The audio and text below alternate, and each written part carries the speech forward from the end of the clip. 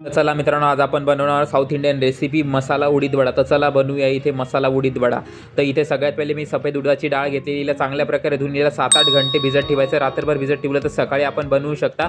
7-8 घंटे भिजवायचे. त्याच्यानंतर याला ना पाणी पूर्ण काढून टाकायचं आणि याची पेस्ट करून घ्यायची. 2-3 वेळा मिक्सरमध्ये फिरून यायची. एकदम फाईन पेस्ट बनवून घ्यायची. पाणी बिलकुलही टाकायचं नाही आहे. थोडं वाटलं तर जास्त नाही पाणी टाकायचं आहे. याची कन्सिस्टन्सी हवी जेणेकरून त्याचे वडे बनवता येईल. तुम्हाला ज्या शेपमध्ये हवे किंवा भज्यासारखे तुम्ही सोडू शकता. आता ह्याला चांगल्या प्रकारे फेटून घ्यायचं. याच्यात हवा निर्माण झाली पाहिजे असं फेटायचं. आता ह्याच्यामध्ये ना ओला नारळ, हिरवी मिरची आणि कोथिंबीर मिक्स करून याला चांगल्या प्रकारे मिक्स करून घ्यायचं. थोडंसं नमक टाकायचं वरनं, बाकी काही नाही. मीठ टाकल्यानंतर आता ह्याला चांगल्या प्रकारे गरम तेलामध्ये तळून घ्यायचं आहे.